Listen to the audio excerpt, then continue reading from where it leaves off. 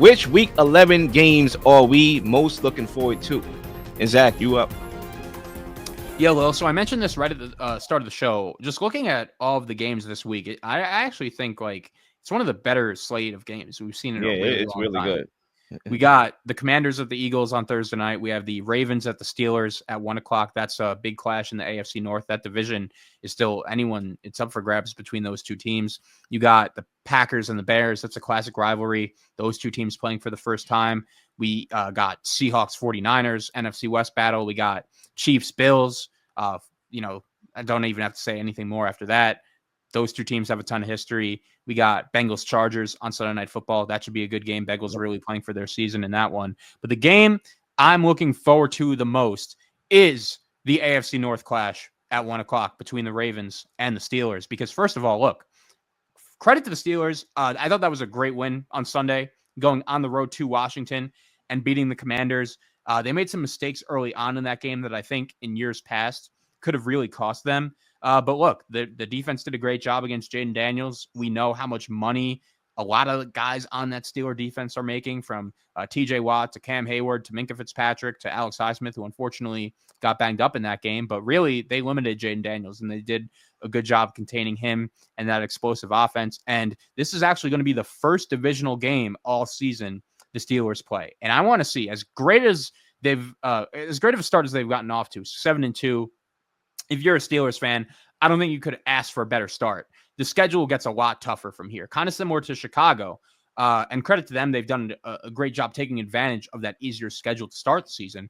But they have 2 games against the Ravens. They have 2 games against the Bengals. They have 2 games against the Browns. And we know the Steelers and the Browns, it's a rivalry. Those games are not going to be easy. And then their other 2 games are against the Chiefs and are against the Eagles. So as great of a start as they've gotten off to, they still have to prove a little bit to me to show that they're a elite contender in the AFC. And then you have Baltimore coming off a big win on Thursday night against the Bengals. I think that was an impressive win considering they were able to come back. That's been kind of a critique of Lamar Jackson in years past, right? Like, if the Ravens get down, does he have enough firepower to get you back in the game? They clearly did. They made a couple big plays late. I know there was a questionable call late on that 2-point conversion that could have gone the other way, but the Ravens found a way to win, and the Bengals had other opportunities in that game that they just couldn't take advantage of. But here's the elephant in the room. Like, Lamar Jackson in his career has really struggled against the Steelers. He has not had a vintage Lamar Jackson game against Pittsburgh. And I want to see him do that on Sunday against the Steelers defense. It's been playing very well, but they're a little bit banged up. And look, like, I know when we talk about contenders in the AFC, the Ravens are usually one of the first teams that comes to mind behind Kansas City because of the season Lamar Jackson's been having, because of the season Derrick Henry's been having. But look, like, the Steelers could win this division, especially if they win this game. We know how much history Mike Tomlin and John Harbaugh have. Each of those 2 guys have been coaching their teams for a really long time now. And also Russell Wilson, it was a bold decision by Mike Tomlin, shifting off of Justin Fields, moving to him at quarterback when they had such a good record. But Russell Wilson has rediscovered that deep ball. I think he's unlocked George Pickens. You could see that he already has some good chemistry with Mike Williams. Najee Harris has been playing well. So that's the game I'm looking forward to. I think this is a real litmus test game, especially for the Steelers. And if Pittsburgh could somehow find a way to win this game, then I'm really going to start taking them seriously as a legitimate contender in the AFC. And this is just a classic rivalry, man. It doesn't get much better than this to me. So I'm going to go with Ravens Steelers as the game I have my eyes on this weekend. Yeah, I think that's a very good pick because the Steelers are 7-2 and they haven't played a divisional game yet. So we kind of get to see where they are in the division, and not only the division, but in the hierarchy in the conference, right? And I do think that, you talk about Russell Wilson, and you made a very good point that he has found a little bit of his mojo back, especially when it comes to those moon balls. And not only just the moon balls, but it's like he's given the wide receivers George Pickens and Mike Williams time to track the ball and make a play, right? So it's like a special technique. Not everybody could throw the same moon ball that Russell Wilson throws. It's not about just throwing the ball vertically down the field. Anybody could throw the ball vertically down the field unless you have a noodle arm, right? But it's about the technique that Russell Wilson puts on the ball that allows his guys to just get in position to make a play. Like, for example, I don't have the clip, but the touchdown that he threw to Pickens, like the ball was in the air that long that allowed him to adjust his body to make the play. So obviously he's playing good ball right now. You got to give him credit. That's not a guy that we were too fond about because he was acting like a diva in Denver, but he bought into the Mike Tomlin culture and is playing as a football guy, as a leader of a football team, more so than Russell Wilson Incorporated. And that's why he winning games, and that's why he's playing well. Now you have on the other side, you have the two-time MVP, arguably the favorite to win another MVP back to back. And my big question is how much can the Steelers make him uncomfortable in the pocket with the blitzes? I mean, you look at last year in week 5, they blitzed him 27 times for 4 sacks. So they got to him. And clearly his record against the Steelers, he is 1-3. So clearly Mike Tomlin has a recipe to really get Lamar Jackson off his spot. Can he do that? Now, I think this game is very important for 2 major reasons, right? Not only because it's a divisional matchup, and those are definitely the more important matches, right? But it's about we are still trying to figure out how good the Steelers are. And as much as we give Lamar credit for his involvement in the game of football, how evolved is he? Because can he exercise the demon of going against Mike Tomlin? Because we talk about how he improves as a passer from year to year. Okay, well, this game will be a clear indication of that if he can figure out Mike Tomlin's defense in this game. So I think this game really kills 2 birds with 1 stone. We'll get answers come Sunday morning or Sunday afternoon. One last thought on the Ravens that I wanted to bring up, not really involving this game, but a big picture thought. And maybe it does involve this game because Russell Wilson could maybe take advantage of this. But man, watching that game last week on Thursday Night Football against the Bengals, it was a great game. Joe Burrow and Lamar Jackson just going back and forth. Like, dude, the Ravens cannot win a Super Bowl with this defense. It's just not good enough. And that's their only goal this season, at least getting to a Super Bowl. And to be honest, Will, I know that Lamar Jackson historically has had a ton of struggles in the playoffs. And we know that up until he proves he could win in the playoffs, we're going to have our doubts. But honestly, like the reason why I don't believe in the Ravens as a legitimate Super Bowl contender right now is not because of Lamar Jackson. I think he's going to play much better in these playoffs. It's not because of Derrick Henry. He's been great. It's because of the fact that this defense has fallen off a cliff without Mike McDonald, which was predictable. He's one of the best defensive schemers in the league, but I didn't realize it was going to be this big of a drop-off. And to be honest, I know they got Deontay Johnson at the trade deadline, but that wasn't the move they should have made. They should have focused more on getting a pass rusher or getting a better corner like Trey White. I like the guy, but he's gone through so many injuries. I don't think he's fixing your problems in the secondary. This team cannot stop anyone right now. The Browns and Jameis Winston couldn't stop moving the ball right down the field on them. Same thing with Joe Burrow and the Bengals. So it's really been that way the whole season. And I know it's the Ravens, right? Like they've done a great job in their franchise's short history of having elite defenses. Thinking of Ray Lewis, thinking of Ed Reed. Even this year, they've done a good job stopping the run. But this pass defense right now is just not good enough. And if you're facing Patrick Mahomes, if you're facing Joe Burrow, if you're facing Josh Allen, Justin Herbert, Russell Wilson, any of these guys, in the playoffs, like you just don't have a chance. So that's my number one thing with the Ravens right now. Like no matter what happens in this game, they have to show me they could stop people on the defensive side of the ball until I really take them seriously as a Super Bowl contender. Yeah, and look, the Steelers are averaging 30 points per game since they pivoted to Wilson. So clearly, it's going to be fascinating to see if we get one of those old-fashioned, low-scoring, AFC North battles, or we get a high-scoring affair. So we'll see about that. But I want to give you my game, that I think is the most, I guess you could say, game that I'm looking forward to, right? I'm gonna go with, of course, I gotta go here. I gotta go Chiefs and Bills because clearly this is more than just a game. This is for retribution. This is for the Chiefs, saying that I'm still the big dogs, right? And I think when you look at the game from the Bills' perspective and you go back to the playoffs, look, I think the Bills should have won that. I think they were more equipped to beat. Then again, I can't say that. The Ravens and the Bills were both equipped to beat the Chiefs last year. It just didn't happen, right? But I do think that you can make the argument that the Bills were more equipped because of the experience that they have playing the Chiefs constantly in the playoffs. And clearly, I thought that Josh Allen did everything right in that game. He went toe to toe, drive for drive with Patrick Mahomes. But unfortunately, as we get back to that luck aspect that I was talking about, the ball fell in their favor when it mattered the most. Now, the Chiefs made mistakes too, like the fumble out of bounds, but the game winding down, Stephon Diggs drops the ball.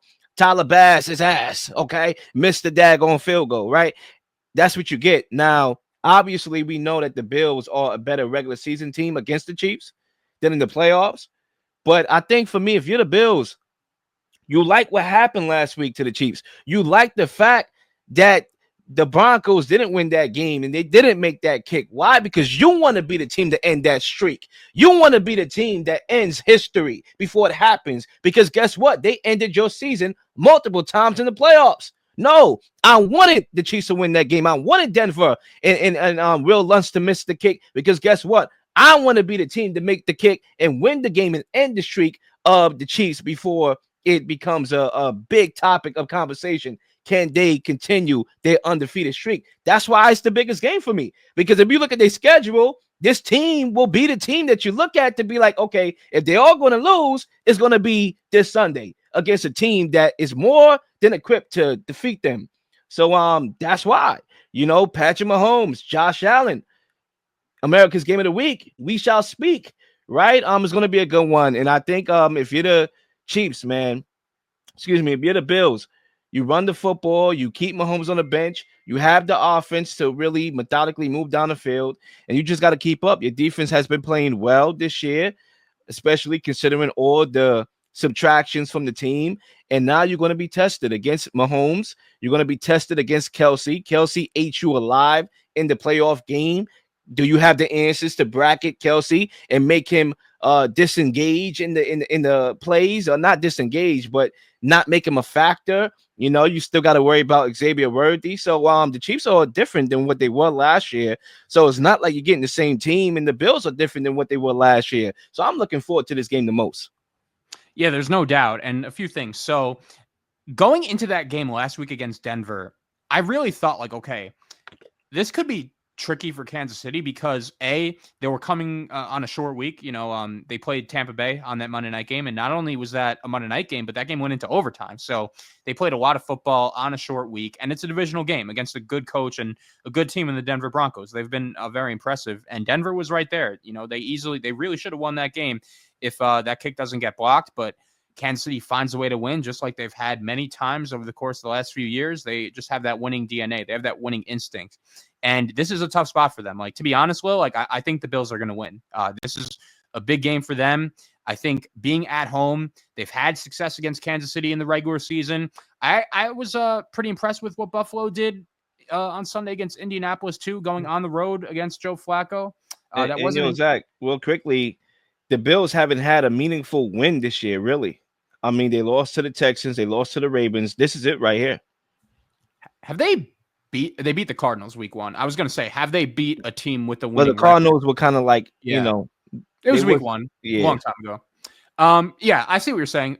So yeah, I agree. This is despite the fact that the Bills have won 5 games in a row, you could probably say their most impressive win of the season was going on the road to Seattle, blowing out the Seahawks, winning that game 31-10. But that's Seattle. This is obviously a change in dynamic. And what fascinates me about this game, Will, is a few things. One, I think the Bills should win.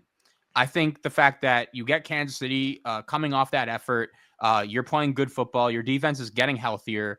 The Bills have had success against Kansas City in the regular season. You're at home. The atmosphere should be unreal. We know how great of a home field advantage Orchard Park has been. And if Kansas City finds a way to win, then I'm really going to start having some conversations like, man, can this team actually go undefeated and enter the playoffs with a perfect record? I know there's still a long way to go, but this is probably it is their toughest game going forward.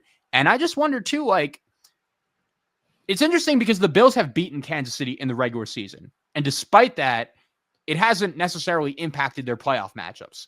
Would getting the job done here change any of that? That's what I'm trying to figure out. Because if you're Buffalo and you lose this game, does that make you feel differently about how things would match up in the playoffs. It just seems to me, Lil, like it's pretty inevitable that no matter what happens in this game, these two teams are going to see each other again in the playoffs. And I'm just wondering, like, does any result, and no matter what happens here, is that going to have an impact when that inevitably does happen? You know? Yeah, I think that's a good question, and I could, you know, flip that question to the Ravens as well. If they would have played the Chiefs, barring, we saw what happened week one, a game that they should have won. Does that make them more confident, knowing that they should have won the game, or does it make them less confident, right? Or confident, excuse me.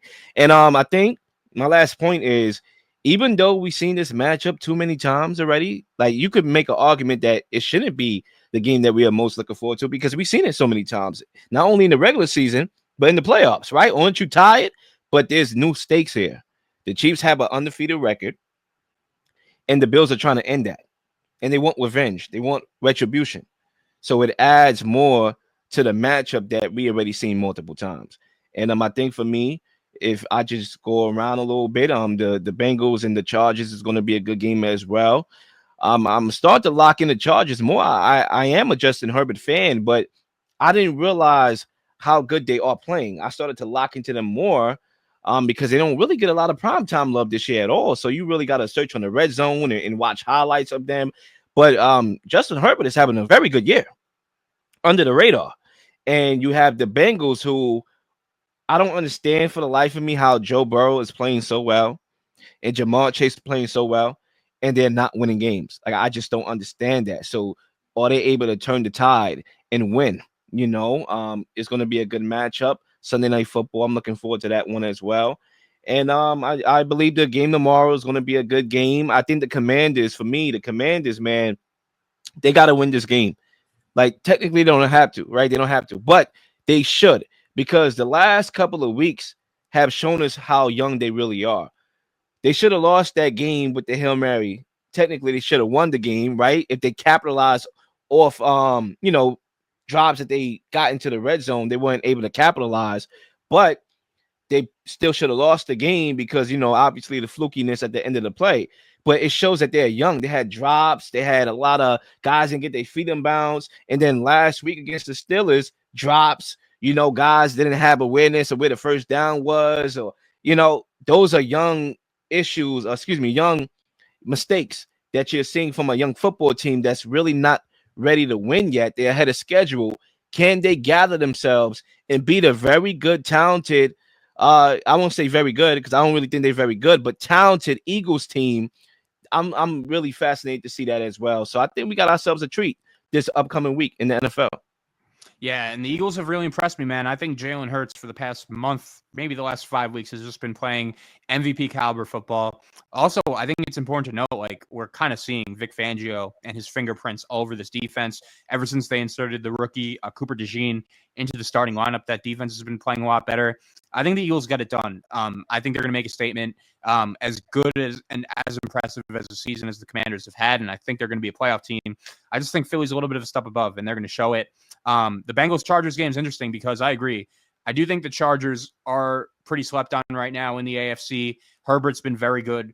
Harbaugh should be right in the middle of the Coach of the Year conversation, and it's their defense too. Like, I think they have a legit argument for one of, if not the best defense in the league, because I feel like for so many years, the Chargers, when you looked at their defense, we saw all of these names, right? We see Joey Bosa, we see Derwin James, we see Khalil Mack, and just one coaching change and Jesse Minter, the job that he's done, has turned the Chargers into the defense that they really should have been the last few years. They've been playing great football. Herbert has as well. Also, Quentin Johnston coming on, he's looked a lot better, much improved this season compared to his rookie year. Dobbins has been an unreal signing. Joe Alt, that draft pick is looking good. So I think the Chargers are going to win that game. The Bengals losing to the Ravens on Thursday night the way they did, that's just such a demoralizing loss. And Burrow's been great, but their defense is maybe the worst in the league right now. Like, that's how bad it's been. I just think the Chargers have the significantly better defense, and that's going to be the difference. Yeah, they've been playing well under Jim Harbaugh, and he's doing it again, man. He's doing it again, and it's going under the radar. But this game in prime time, if they are able to win the game, is going to get the attention of national media. And I won't be shocked that we start talking about the Chargers as a legitimate contender, barring that they win the game. So, yeah. please like and subscribe for all the up-to-date content. You've been slinging shows left and right, slinging content left and right. Please don't miss anything. If you do, like, subscribe, leave a comment, leave a question, something you may want to answer, something you may have. All ideas are great ideas. Nothing's a dumb question.